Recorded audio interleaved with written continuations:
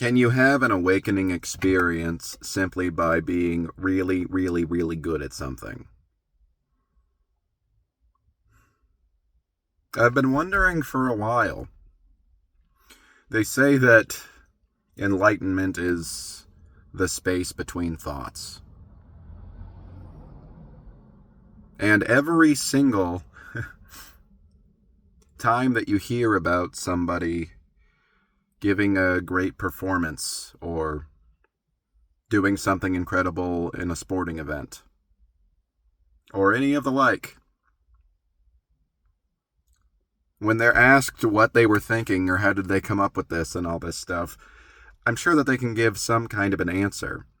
But oftentimes you do hear them say, I just switched off and what happened, happened.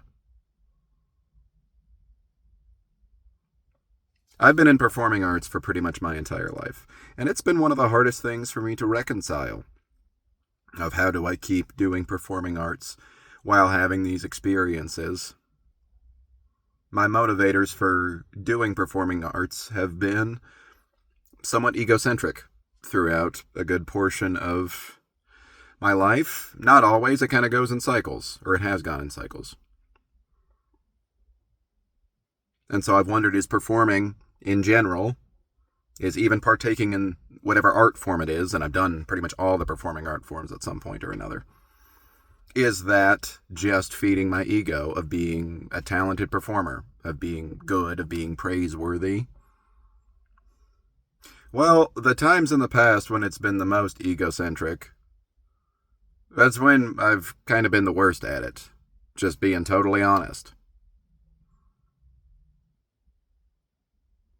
When I've gotten to a state of let go of I don't care what anybody's thinking about me doing this, I'm detached from the good or the bad opinions that people have of it, that's when I feel I'm doing the best, most honest work. It's so obvious in one way, but it's also so hard to get to that place. You can't force yourself to not have an ego about whatever it is that you're trying to be good at. You have to find your way to being selfless about it. But when you do get to that place, I just say all the time, there have been a number of times when I was in an improv acting situation, or, I don't know, this or that other thing, and people asked me afterward, how did you come up with that? And it's often just, I felt the challenge. Sometimes I even felt like this is not going to go well, so it doesn't even matter.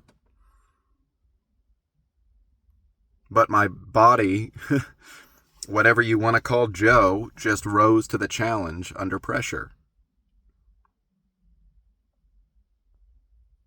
And there often was not this cognitive process of searching for the funniest thing to say in this improv scene or whatever else. It just arose out of me naturally. A lot of the times, the best scenes that I ever did in my acting classes were when I went up and did it, and it wasn't the best the first time. Teacher gave me an adjustment. And both because of the teacher giving a good adjustment, that was conducive to a good acting scene, but also because it was a brand new thing that I couldn't think very heavily about. I just had to go up and do my scene and generally follow their direction. A lot of that thinking turned off. I think in those experiences, even if it is not an abiding state that turns somebody into an enlightened person, I think that the common person experiences enlightenment.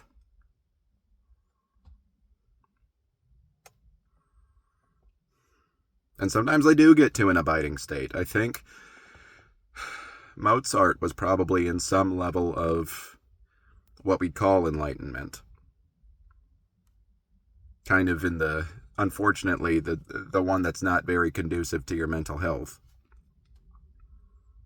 But I do think he had access to some sort of source that you just can't have when you're clinging on to a sense of self.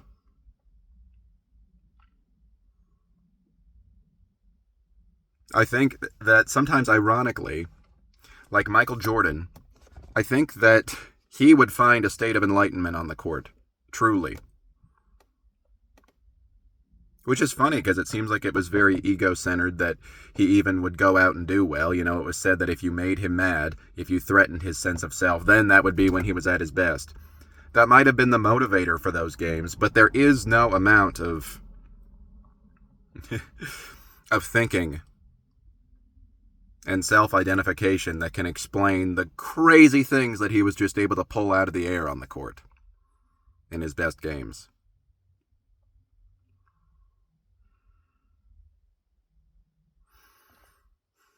I think that he was reaching a state of enlightenment.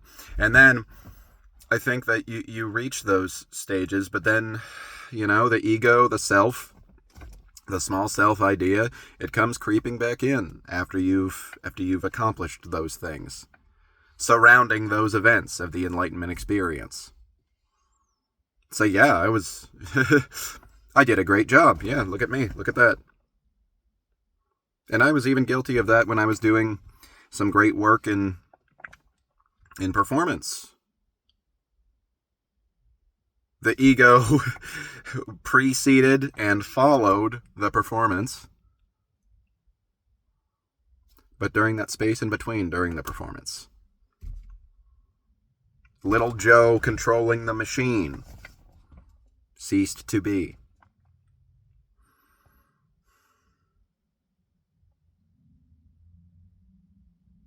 I say this because one of my biggest values in life is mastery.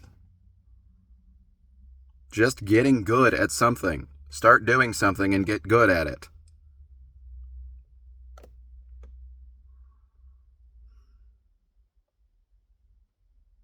And in some ways, awakening itself is a form of mastery. It doesn't quite follow the same model, I don't think, but like I said at the beginning, there's always just a bit of a concern about, is my trying to get good at something just another egoic practice? And I think in its purest form, no. I think it can actually directly feed into spiritual growth if you're coming at it from the right angle. I've mentioned him a few times in this month-long challenge, and I did not realize what an influence he had been on me, because I don't consume his material too much, but Adyashanti. I got to go to one of his teachings at the beginning of 2020, and I asked him about how do I reconcile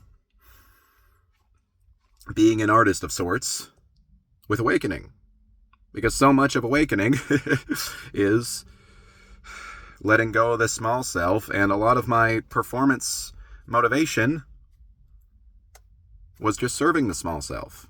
And he was like, it's very understandable, because we really tend to give a lot of praise to somebody who's on a stage. But he said, first of all, I believe that if you're still doing it, even in this process, there's probably something about you that innately loves it, and that totally outweighs any of the other motivations that you have for doing it.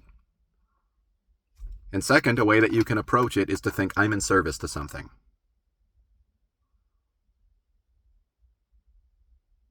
We often think about, how can this thing that I'm doing serve me, make me look good, get me money, get people interested in me? But can I be in service to it? Can I be in service to art? Can I be in service to athletics? Can I be in service to science? Can I be in service to business?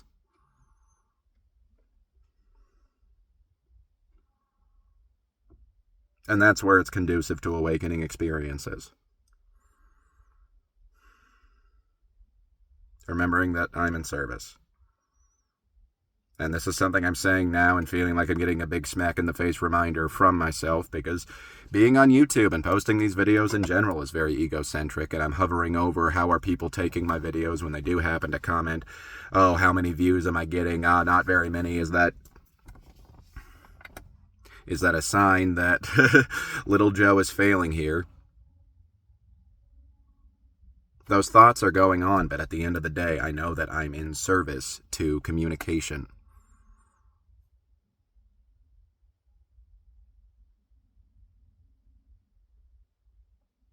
And no matter what thoughts are going on in my head, that is the primordial motivator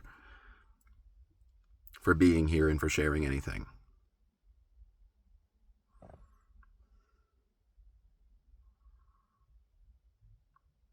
So I just say, savor those glimpses when you get them, and follow that experience beyond anything else in whatever you're trying to do, and whatever you're trying to get good at.